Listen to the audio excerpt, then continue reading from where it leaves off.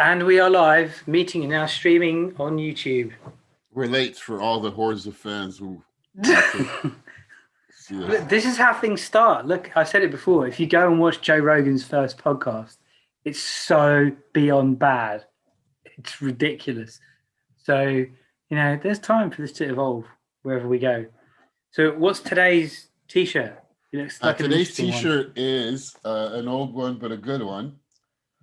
Wow. Do you get what it is?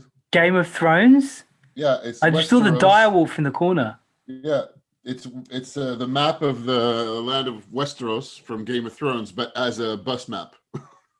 Oh, wow. So it has the wall at the top? Because I can't see it. But there's like the different stations are all the locations. So the wall is right here at Castle Black. Yeah. And it's just all Winterfell is here. It's got a connection to go over here, and there's all the different locations. Oh, that's very, very good. I kind of want that. And the lines are, the different circuits are the line, the neck, okay. That's very good. But I might trump it. So this. Whoa. Okay. So I'm getting the Nirvana cover. Yes. Original. Yes. But I don't know what how the bear is about. I don't get that. Okay, so the bear is season 2, I think. Season 2 or 3 of Breaking Bad. With the bear, It starts off with the eye. Have you seen Breaking Bad? Yeah. I don't remember that part right now. At the beginning of each episode, there was like an eye floating in the swimming pool. Oh yeah, that's right. And then the teddy bear. So it's a riff off of that. Oh. And the album is called. The band are called Heisenberg, and the album is called Tread Lightly. Nice. So it's a proper mashup of several different. Nice. It's a good references. mashup. You trumpet. It is. It's a very good mashup. So, and I've got Mr. Meeseeks today. Mr. Meeseeks, a good mug. I have just my usual mug. It's not really exciting. So the question. Now, I think this is a great question given the book that I sent you a link to on WhatsApp yesterday. So here's the question. Yeah. And the thrust of it is very short, but it sounds quite long. So the question is, how can I manage to invest myself in many things at the same time? Studies, jobs, hobbies, being a student, while I'm also supposed to sleep 8 hours a day? That's a great question. Great question. Such a great question. And I think it touches on so many of the things we talk about, how managing your time, not being worried about what you're doing, immersing yourself in something. We have the same kind of lamps. Oh, yeah, we do. I'm sorry. Oh, yeah, we do. Being distracted is not one of the best ways of actually, Well, that's one of the first places my head goes is deep focus, because we talked about that last time. And there's a book that you just sent over to me. I haven't read anything this week. I'm rereading Terry Pratchett. So it's a good question. I want to say it's funny because I think immediately of the fact that I have a lot of things going on, and I'm wondering how I actually do that. And I also would like to know if they have the answer somewhere else to give it to me, because I don't really know how to do that.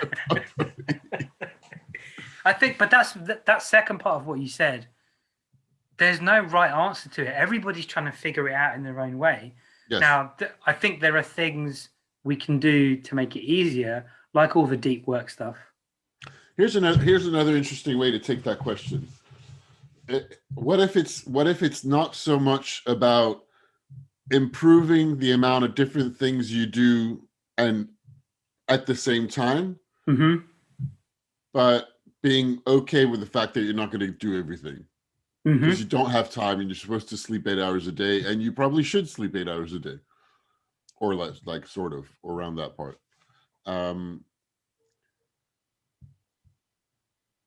And it gets difficult to admit that I am actually not doing that thing that I was going to do. For example, I have projects on the back burner that I didn't do anything about in a while.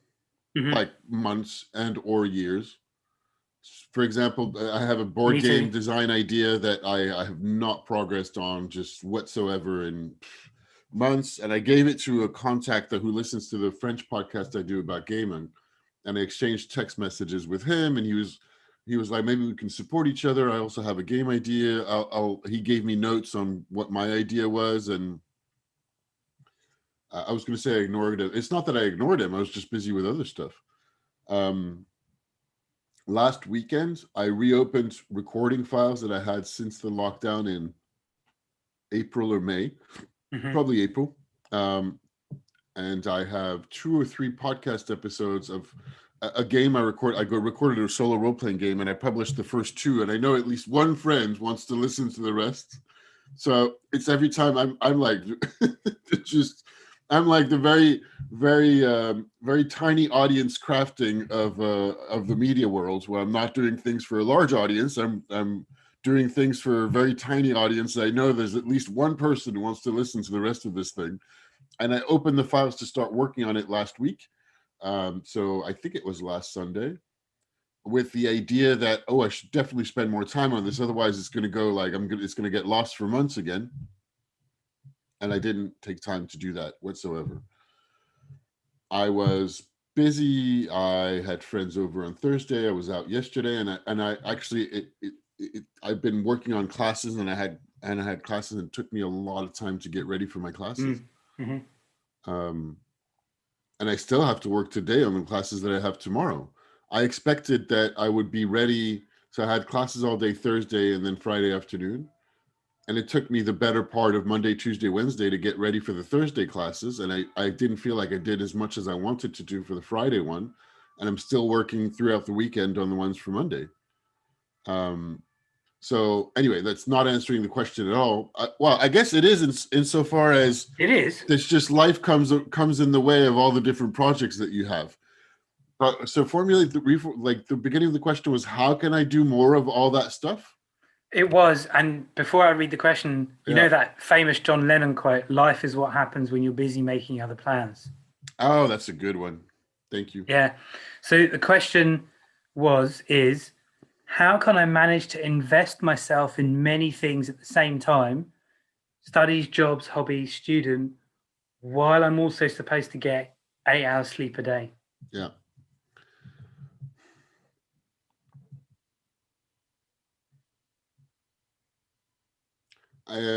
We didn't talk about chunking in the episode about deep focus.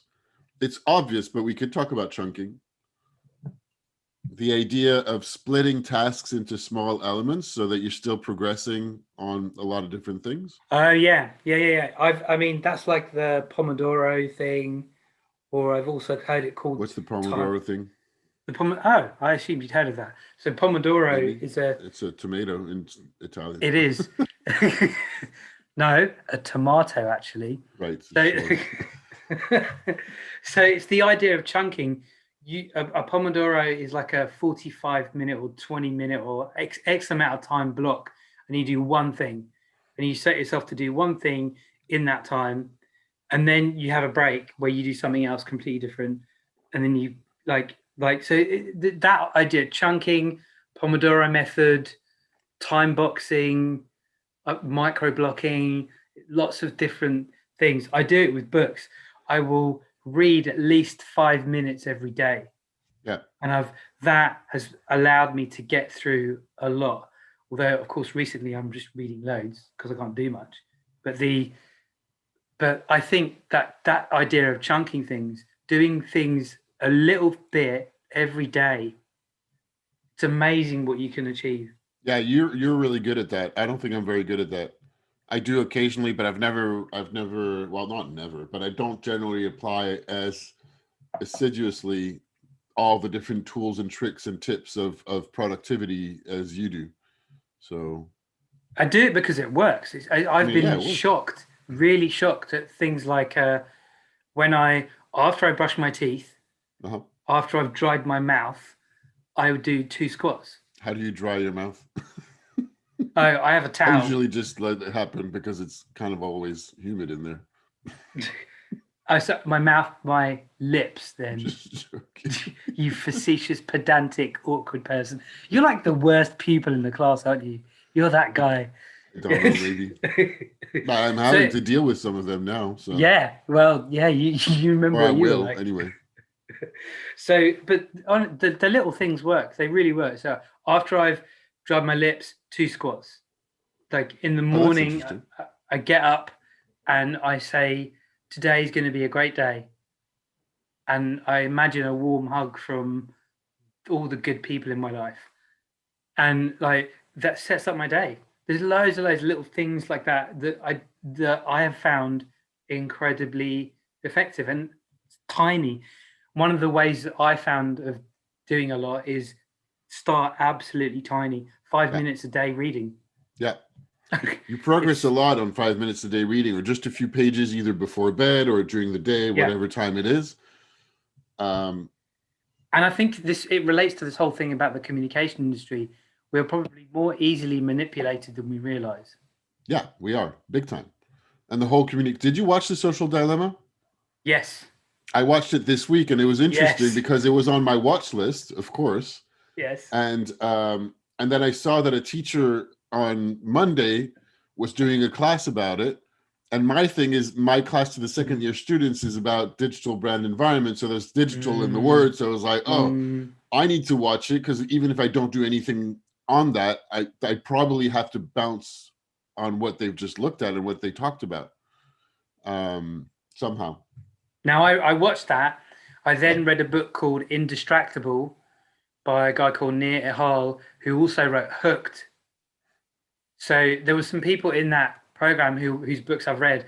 Now, Indistractable is about how do you push back on all the digital stuff that's like swamping our brain. And I think there's a trilogy of books that probably link together: Deep Work, Indistractable, and the book I'm reading at the moment called The Shallows, which is The Shallows is a very, very scary book. Very scary. What is almost as scary as Why We Sleep.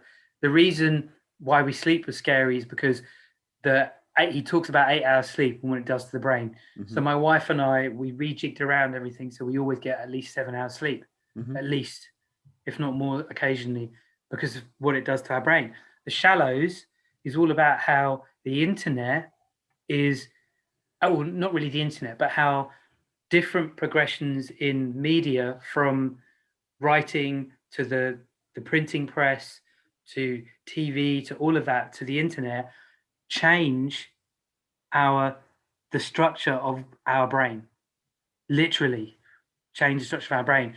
And I think that links to this question, this never-ending pressure to fit all this in and get sleep.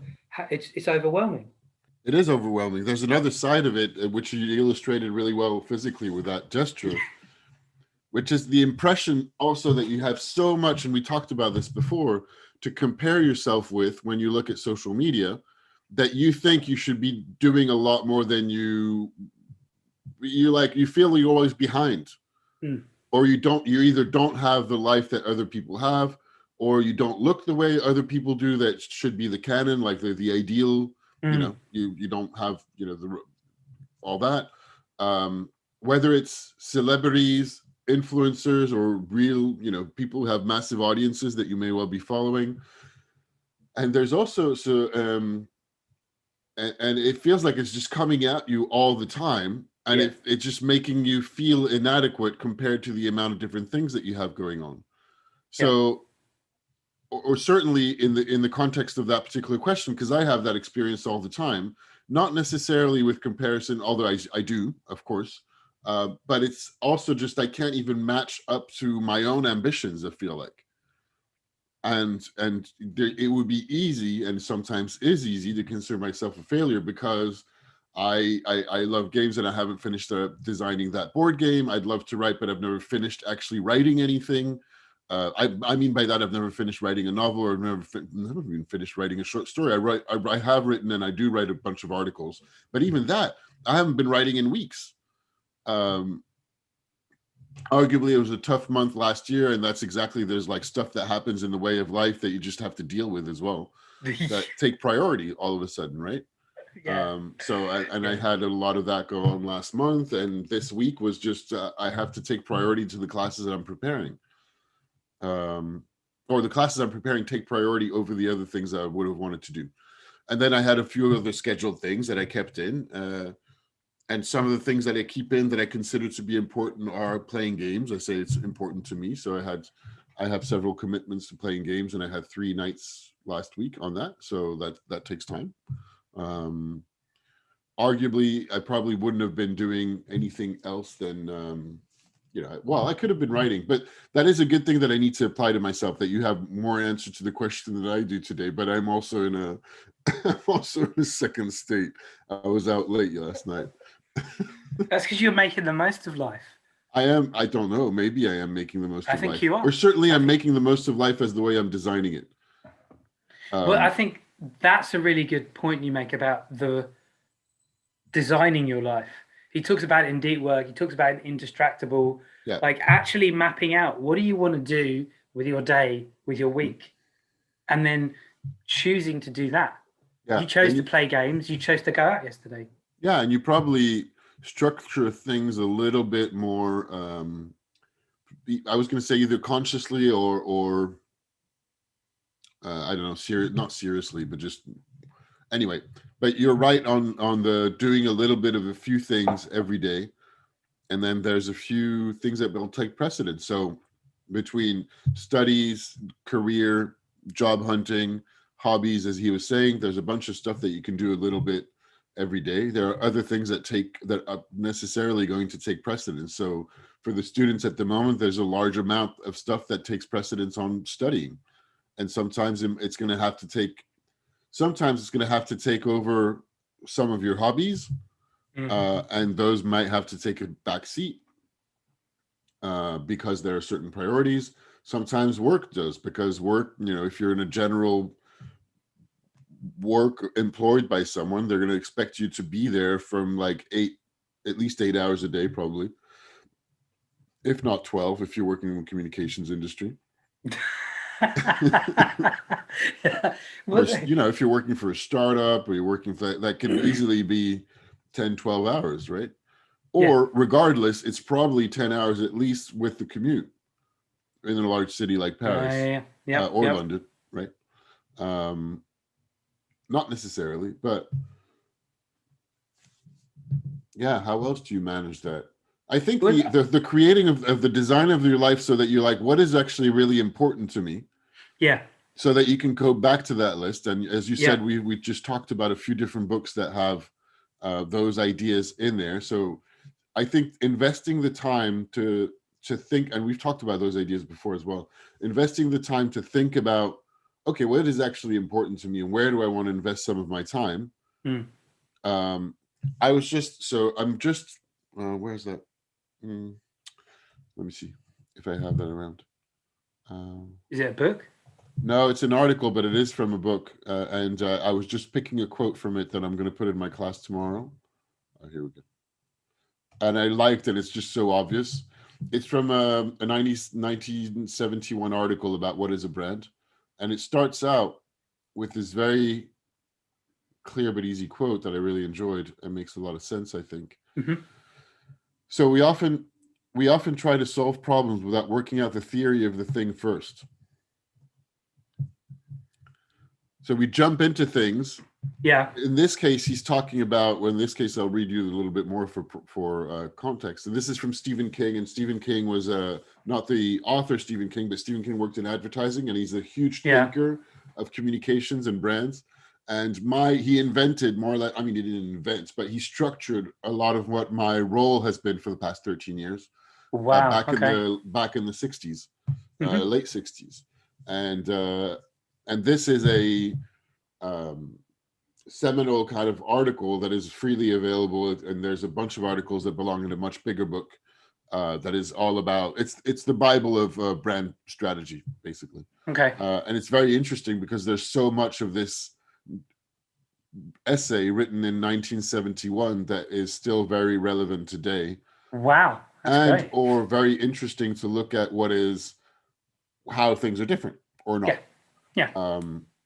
So some of the questions he opens up, because it was a speech about, and it's called "What is a Brand?" At a conference, and then he wrote an essay about it. And some of the questions are, the facts of the themes. How can the brand yield ever increasing profits? What sort of advertising can help a brand? How can we use research to control and measure this?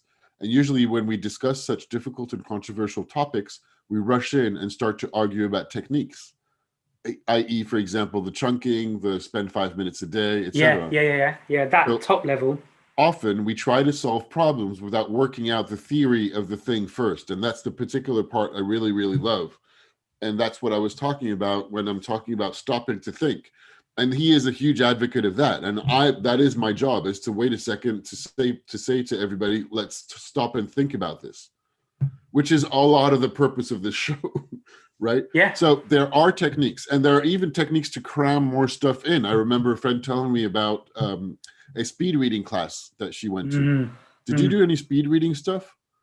Maybe in my 20s a little, but I discovered I read quite quickly anyway. Yeah, this was fascinating. And the speed reading workshop and class was all so that you can read a book and do a presentation about it in less than an hour by the end. And it's actually apparently very easy. But the techniques are it's like hacking a book, which is kind of interesting. And it works for all the kind of nonfiction books that we're citing. Yeah. So the way it works is you read the summary and the table of contents. Yeah. Then you read they go to the end of the book, you read the index. Okay. And the index will have all the keywords that you have to spot in the book. And the table of contents will have all the ideas. And then you kind of just go through it really fast, looking for the keywords, so that you get the content of the book without reading it. With the idea that most of those, I think, as far as I understand, with the idea that most of those nonfiction books go by a formula where they're repeating what they're saying over and over again, giving a little example, going like, this is what I'm going to say, this is what I'm saying, and repeating what they've said so that they make a point, and having illustration points and examples that sometimes tend to be the same. Not always, but sometimes. That's true, but I just feel a bit hollow listening to that, because there's something do. cool So about the reading interesting book. thing. So, and my other point is that so you can find, and there's a lot of people selling you tricks to hack things and to go faster, etc. And then I heard the whole thing and was like, wow, this is fascinating. But then why would you want to cram X more books in your day, particularly if you're reading them for interest and pleasure? Because otherwise, the only thing that you're doing is you're able to regurgitate some of the core ideas of a book without having really possibly understood them. So it is the kind of draw that a student, and I would when I was a teenager, of course, just you want to watch the movie or the summary of the thing without actually reading it, because you're like, why would I read the whole thing? I got the idea, right? By watching the movie or by reading the summary. I hear that such a lot. I get really irritated. Because they're the movie for that, sir. Oh God! Do they call you sir? They do, yeah. I thought, because of course, but my students started calling me sir, and I found that really weird. I was like, whoa, okay, I'm not used to this. This is strange. Yeah, the hierarchy. You're in a position of authority. Mm-hmm. So all of which is to say, stop and think. Yes. And by stopping and thinking, you can actually start to discover what's important. And accept the fact that you're not going to be able to do everything. You can't. And the John Lennon quote is fantastic. It's just life happens when you're busy. Pretty sure it was John Lennon. I hope it was John Lennon. I don't know. We can come back to it. Maybe it was not John Lennon anyway. We're not giving anything that you should quote, or I mean, anybody watching this can obviously go and do that again. And then it's just, I think scheduling. I'm not an ace at all at scheduling, but I do, once I have had a look and I think about, okay, what's really important to me, and my list is longer than the things I can achieve. So I just have to accept that I'm not going to do everything, and to put time where I will be. So, and for example, after reading Deep Work, and I realized there was a lot of things I was spending my time on that is probably not that valuable to me. Perhaps. I can hear you. I'm just going to close the door. Okay. Like editing my podcast, because I really don't have a lot of people listening. and I spend a lot of time on it. And of course, the latest new project that took me more time than anything was to do these solo role-playing game storytelling things, because I am actually editing it down. And in the last one I published, I put background sounds. Oh, wow. Yeah, and that took a while. So when I opened the file again last Sunday, well, one, I hadn't opened it since April, so I had to re-listen. And spend a bit of time just listening to what it was about. I remembered in the grand scheme of things, and then I was like, oh, I'm going to take ages to do this. Do I or not?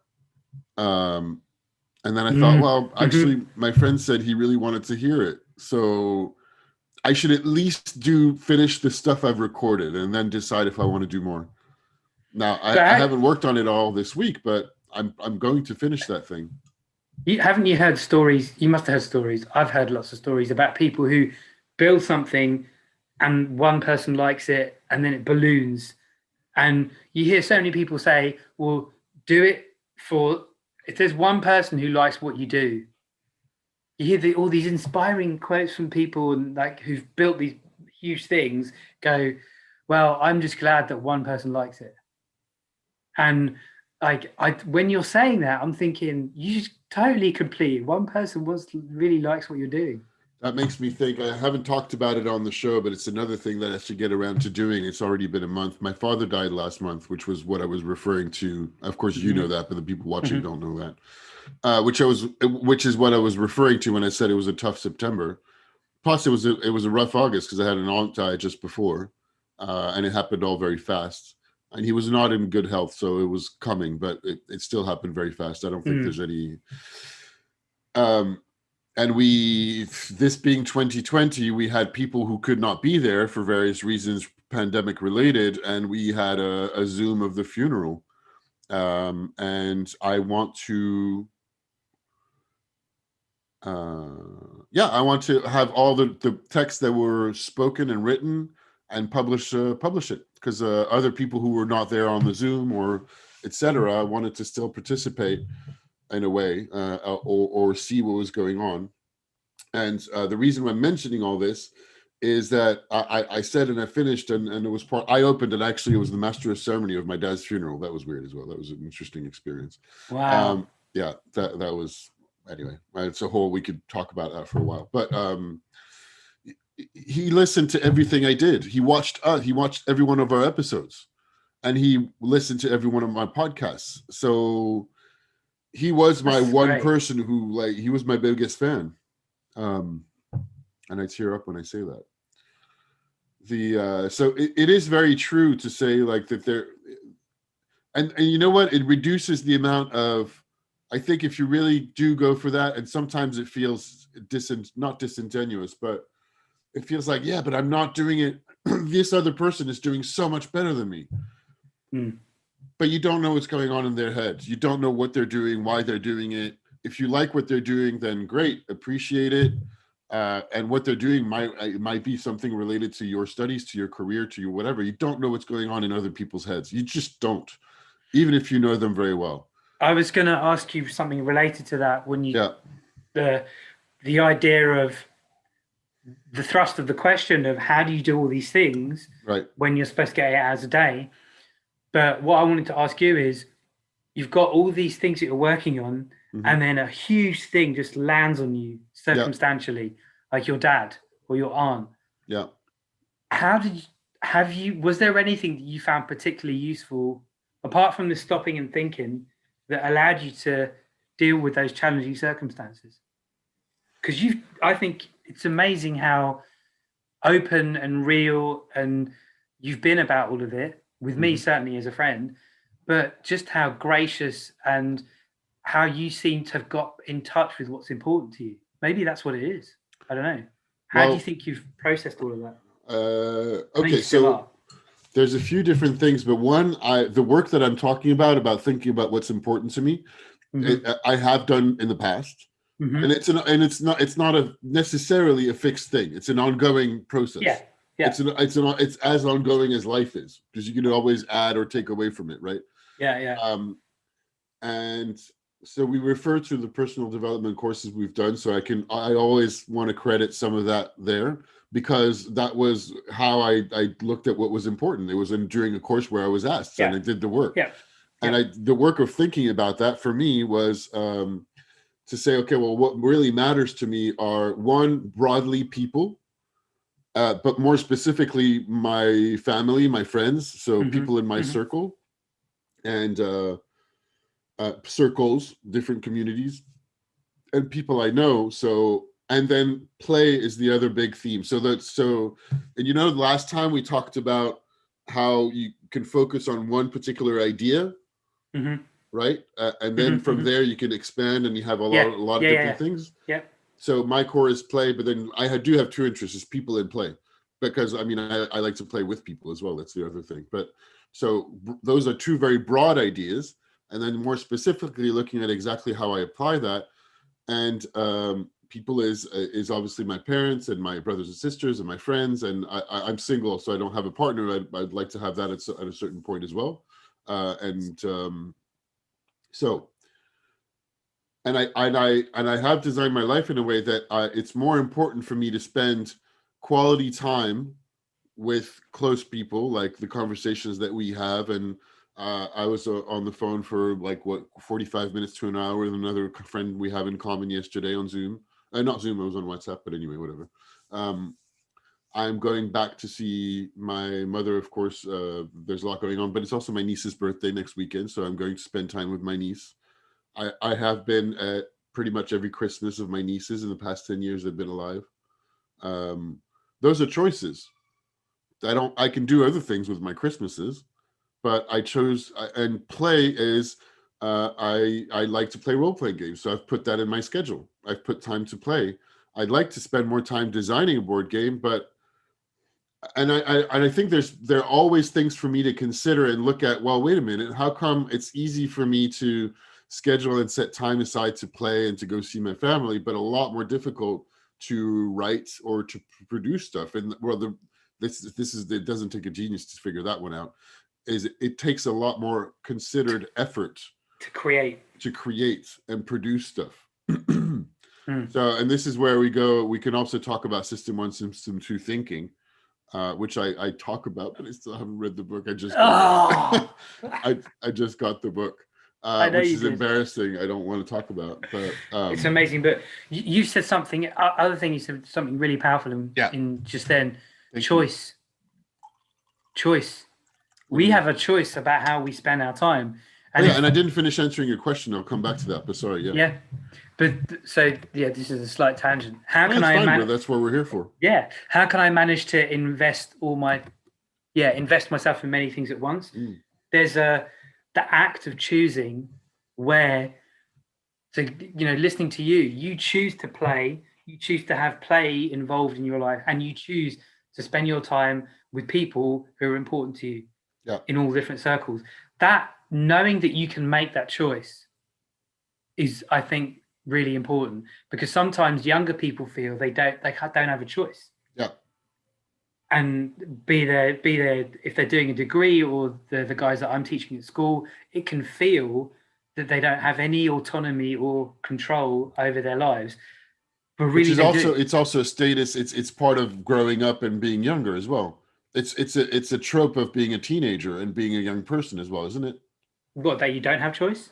To feel like you don't have control over your life, because you're starting to grow up and grappling with the fact that you have a certain amount of obligations. You're still under your parents' roof, presumably, but you want more autonomy, but you feel like you don't really have it just yet. Which is a question that when you're a child, you might kind of rant about, but it doesn't really come into play until you grow up a little bit more. I think, no? Am I wrong about that? Well, no, this is a really good point to introduce. One of the concepts I found really powerful. And I have an answer I have to come back to as well, which is both your question and the question that was asked. Yep, we'll come back to that. Okay. So this is the last tangent of a tangent. In the book Indistractable, the first half is very similar to deep work stuff. And I was like, yeah, cool. Second half, very powerful. And he talks about young people and children and what the internet's doing and how to deal with it. There's the theory, two psychologists who are very, very well published, very well respected, been around for years. they say that one of the things young people really need, like if we need protein, the metaphor he uses, if we need protein, carbohydrates, and fats to survive our bodies, what we need for our psyche is autonomy, competence, and relatedness. Ooh. And what's happening is that young people get those three things from, because they don't get it from school. They certainly don't get autonomy from school. The place where they get those three things is online. I think of my nephews, right? He plays a game online. He's in control of what he's doing, autonomy. Yeah. He gets much better at it. He's better at a particular game than my brother-in-law, who's in his 30s, and one of my wife's cousins, who's nearly 30. He's better at one game than those two, and they all game. He's getting autonomy, competence, and of course, he's interacting with his friends. So he's getting the relatedness, the relationship. The more modern life doesn't provide those three things, so the book Indistractable says for young people, the more they go online. Yeah. Wow. So I thought that was an amazing concept. Super interesting. So, okay, so that was the tangent of the tangent. So you had two things you wanted to say. Back to your question about how did I deal with the choice? How did you deal with the kaboom? Yeah, and which is also actually answering the question, because the question is, how do I apply myself and how do I invest myself in all these different things? Yep. Don't. You can only invest yourself and do one thing at a time. You can only be doing what you're doing when you're doing it, nothing else. And if you think you could be doing different things at the same time, you're not doing any of them because you're spread out, you're distracted. And I would say, I would credit that, I would go to meditation and journaling as two practices that really, really helped me in that. I was absolutely going to ask you about those two things. Yes. Because it gave me a lot more freedom of clarity in my head. So meditation and journaling really, really supports with what is actually important, because it keeps, I love journaling. Some of those questions related to that, and I journal every day. Me too.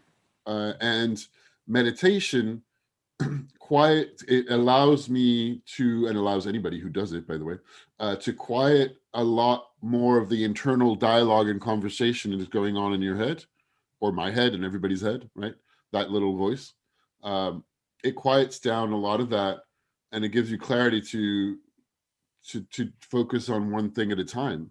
And it's just very clear what you're doing when you're doing it. It's not always the case, right? Of course not. Of course, I waste so much time doing other things, and we'll circle back to the productivity and effortful thing as well. But in the case of my father's death, it was just like, that is what there is to be done. If there's anybody that needs to be notified that needs to happen, I've managed, and I managed whatever I needed to do in terms of existing commitments. And it was just like, that is the thing to do right now. That is where everything about me needs to be focused on that right now. And by the way, you don't have a choice. So, but there is a choice if you have enough space in your head emotionally to actively say, this is what I'm investing into right now.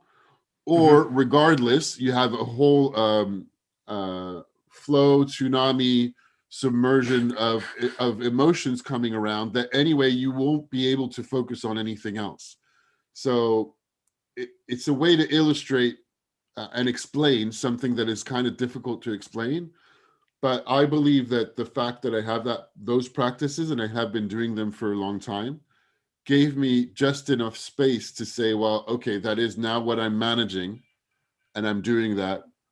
And it gave me just a tiny bit of time before the whole just kind of like, and it really feels like a huge wave hitting you of all the emotions that come around with it and everything else there is to deal with. But yeah, the practice of meditation, journaling, and to be able to say, well, I am centered and standing in a particular point, gave me enough heart, and gave me enough core, and gave me enough center, and gave me enough space to be with everything that's going on. And I don't really have a better way of explaining that. But you also do that because you can't you may well have a lot of, and it's just circling back to the question, you'll have a lot of projects and a lot of ambitions. And I think it's awesome that you do, the person asking the question, and everybody who has a lot of projects, I think it's awesome. And now you don't invest yourself. You can only do one thing at a time. You can't do more than that.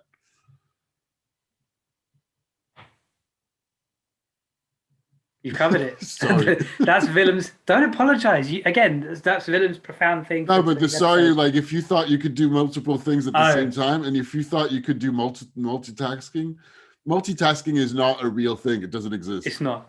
And the book I'm reading at the moment, The Shallows by Nicholas Carr, talks about that a lot. And a lot of the research behind it. It's quite scary. One thing on branding and communications, it's interesting because of course I'm talking about branding and it's my thing, right? So that's what I'm teaching as well. And I'm teaching whatever the name of my class, I'm bringing what I have, which is brand strategy and knowledge about communications and branding to it. And there's this idea of brand positioning, which is in the same area of what we were talking about last week, of having something that you stand for and really focusing on that. Mm-hmm. And I was reading another article from a branding agency who's talking about the fact that, positioning doesn't exist anymore. It's changed because you need to focus more on where you're going, and things are moving so fast. Okay. They had interesting points, but it's interesting also because I think, because everything is moving so fast, that is exactly why you need to know what your heart and your core and you need to have a center where you can stand, where everything's moving so fast. And it's not because the traditional idea of positioning is to say that your brand has a position in somebody's mind to refer it back to, and there's only so many things you can cram into your head. So you need to have, your brand needs to have a position in somebody's head. But so that I would say is maybe changing a little bit, but that your brand, just like yourself, has something that you're very clear that you're interested in, that what you're about, as something you can something you can stand somewhere you can stand. That is, I think it's still as valid as ever, if not more, because of everything moving so fast everywhere. And when you have a lot of things crashing on you, when you have talking about the social dilemma, everything around us, and not everything, but the massive companies of the Silicon Valley that we use the apps of every day are influence machines. So the more, again, and we talk about this machines all the time, the more you know yourself, the better you know yourself, the less hackable you are, or at least the more you understand what is pressing your buttons when you're looking at all those addictive apps. And, Facebook, Reddit, just anything, email, whatever, your phone. And that's great. You've also managed to explain a whole bunch of the stuff that I've been dealing with too, in very, very succinctly. Yeah. So like the when circumstances change significantly and you can only deal with what's in front of you, and then but consciously, I found that making the conscious choice to deal with, this is what I'm dealing with now. Okay, then this is the next thing. Okay, then this is the next thing. There isn't any more than that. And then, of course, there's a bigger thing of where I stand is I love people and I love contributing to people. That's it. But the individual expression of that, who knows what it will be. And you've reminded me of something you've probably heard, which is a Steve Jobs commencement speech, which I've used in a school assembly before, where he says something along the lines of, you can't join the dots forward, you can only join the dots backwards. So each experience that happens to you is leading you to something, but you don't know what it is. So you kind of got to trust that it will unfold in a way that when you look back, you go, oh, wow. And the example he gives is that he didn't enjoy any of his classes, but he loved calligraphy. And he went to this calligraphy class and learned about how to make all these cool fonts. And of course, that was one of the things that informed him when he was designing Apple stuff. Like, he wanted it to look cool. That's a very broad simplification of it. Mm-hmm. But I was really inspired by that idea of, you don't know how something's happening now is going to lead to something else later, but kind of trusting that it will. And I've come back to that experience for myself so many times, so many times, where I was in my 20s and some crappy thing happened. And then it was able to mean something and how it fitted into the broader pattern of what I'm doing. But that appeals to me and my way of thinking about how everything is one big connection. But I think it's great. journaling and meditation, I totally agree. And it gives you more access to exactly what you described as what life actually is, which is living in the now and living in the present. If you're not, then you're probably dealing with whatever's going on in your head, not actual what's happening. Possibly. And there's so much this year to be worried about in our heads. So much. And it's been, I mean, I know it's, did you see there's a South Park special that came out about the pandemic, a double episode special? No. I watched it the last couple of days. They're very good. They're very good. Years. But how long has it been going? 23 years. 25 years, something like that. It's like they're doing season 24 that's about to come out. Oh, God. But the double episode, and I think some of the last couple of seasons, it's pretty good. Okay. But the life is just so insane that even they are like, well, I don't even, I mean, what the experience of watching it was like, you can't make up anything worse than what's already happening. So what they're doing it to make it a little bit more satirical is just, you're like, well, that's exactly how things are anyway. So it's just completely nuts. That's why I love Black Mirror. I don't know if you ever watched that.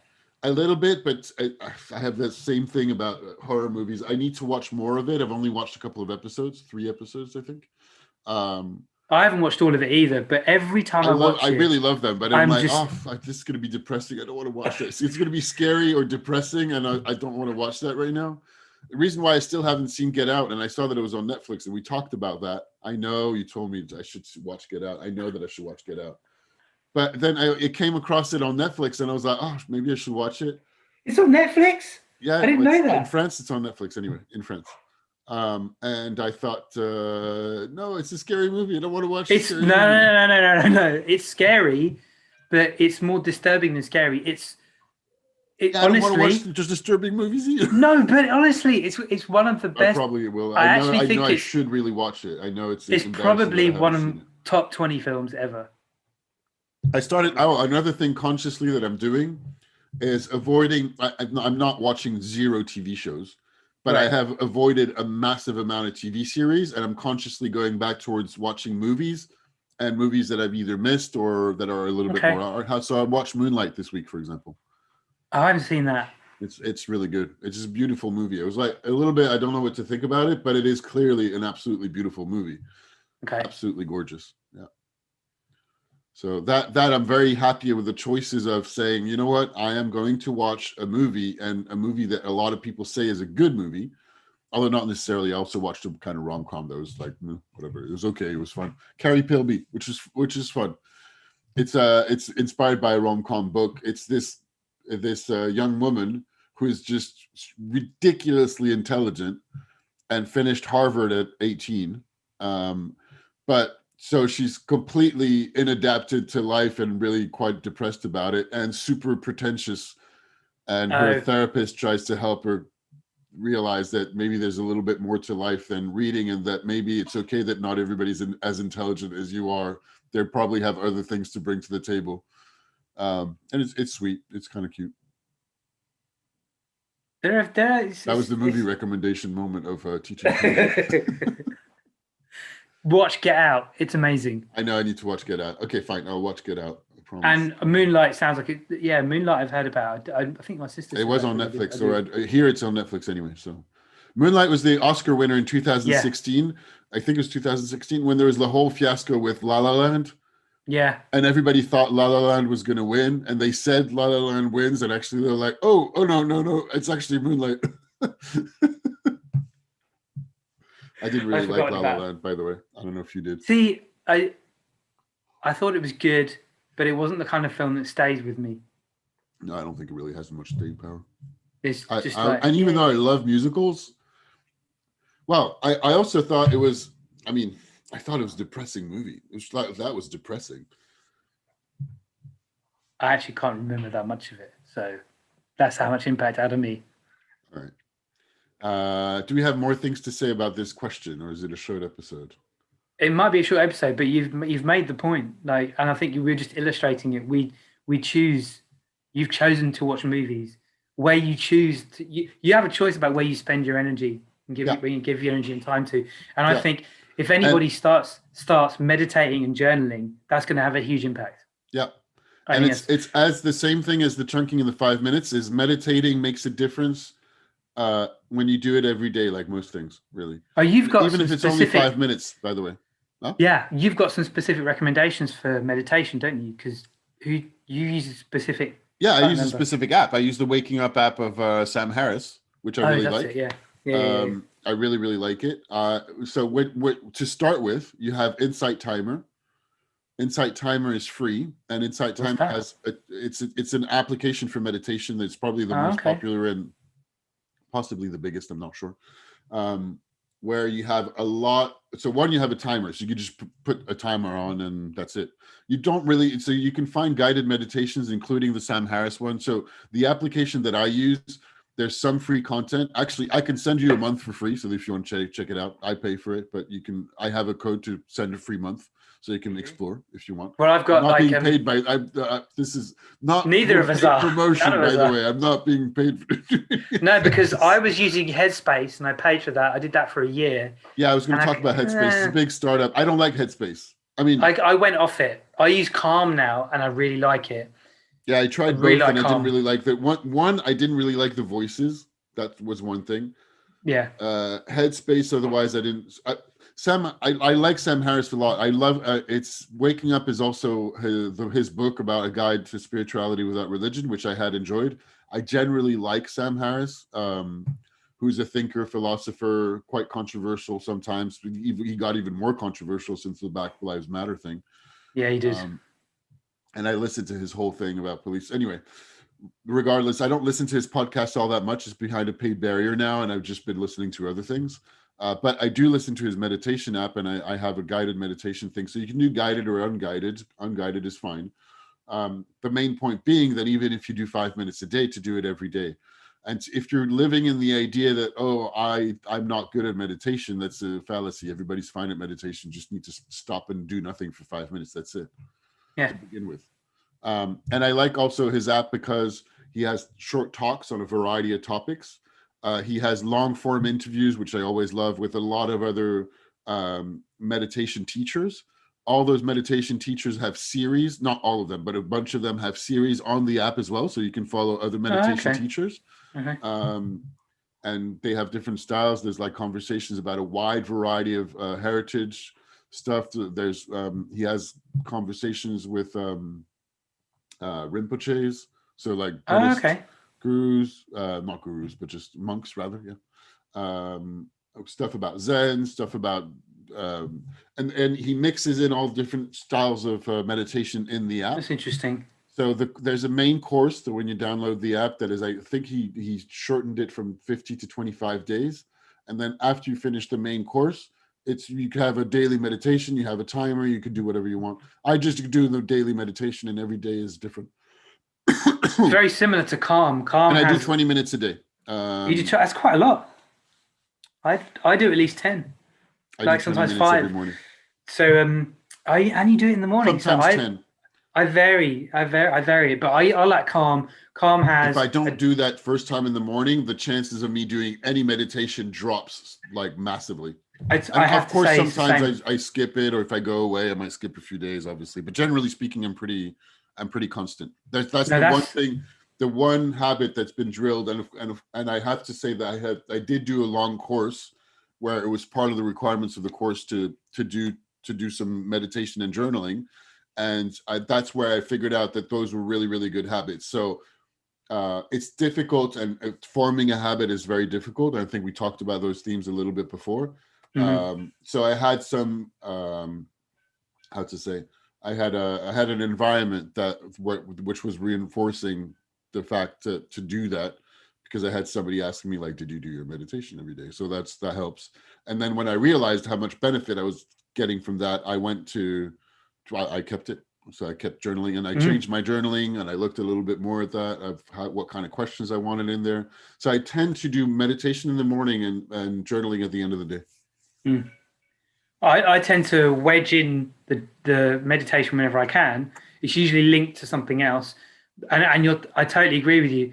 If I don't do it early on, or I like play my guitar or whatever habit I have, if I don't do it early on, then the chances of it happening later in the day just go down. Which also go back to the idea of deep focus, that we only have so much kind of mental energy in the day, and at the end you just like deplete it. And if you deplete it, reading stuff on your phone, on your app, and being just completely ensconced in that, then you're not going to be doing any of the things, the productive things, or productive. We didn't. Well, actually, we'll have to circle back on another question about effortful, creative production. I'm sure I can relate to another question. Yeah, and I journal at the end of the day, and I love journaling, and I have lots of different kinds of journals, as you know. And I should check some of those out at some point. My current favorite is Mind Journals, and I recommend it to the guys at school.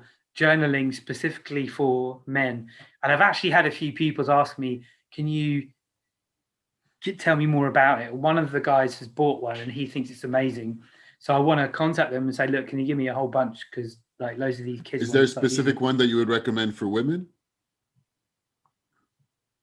I haven't really thought of that. Reason being, the vast majority of my students are female, so I 52 thought it's worth asking. 52 lists is good. I think that's great. There's you mentioned one specifically for men. I wonder if there's a specific one. No, I 52. Even though stereotypically, it seems like a lot more women just journal from a younger age. I don't know if that's still the case or not. I know it's a stereotype or the thing that I used to when I was a teenager. I used to keep a diary. I go back to them and read it and go, "Oh my god!"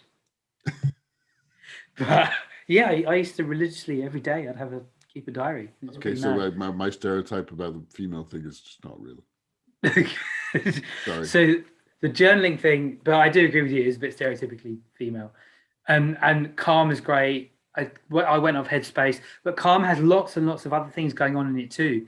Like an Insight Timer. Well, by the way, to finish on Insight Timer, Insight Timer has a lot. So it's kind of like a free for all. There's people posting all sorts of stuff. So meditation teachers can post their guided meditations, and you have a whole library of them, some paid, some not. So the app itself, I believe, is free, and then you have a lot of free content, and then you have other people that do charge for their stuff. But you have tons of stuff in there, so you can just play around. And you have just the timer, but which is, that a timer is not very complicated. And you can go just online and find guided meditations. Yeah, there's tons. And the basic of it, of what is generally Vipassana, which is the largest or the most popular for other reasons, because it's been spread out by some people, is to just focus, to have an object of focus and to focus on it.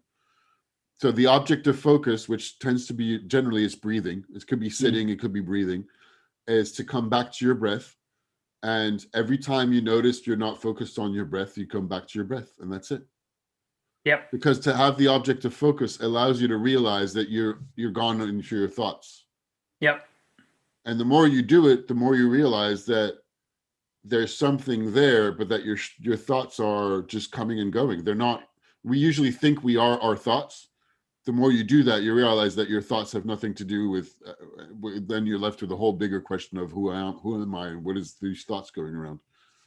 But the ability to observe them makes it that you have more capacity to let them go, and also to let go the impact that the thoughts may have on you. Meaning that if you have angry thoughts, you have anger coming through and those kinds of feelings and emotions rising. And the more you meditate, the more you have an ability on letting something go and having not being grabbed by it, I guess. Yeah, grabbed by it, run by it. Yeah. You said it. So in answer to the question, how can I manage to invest myself in many things at the same time while I'm supposed to be getting 8 hours sleep? Oh, and do get 8 hours sleep. That's very important. Oh, the 8 hours sleep. Don't skimp on that. That does make a huge difference. How can you invest you can't. One thing at a time. And journal and meditate. That's our suggestions.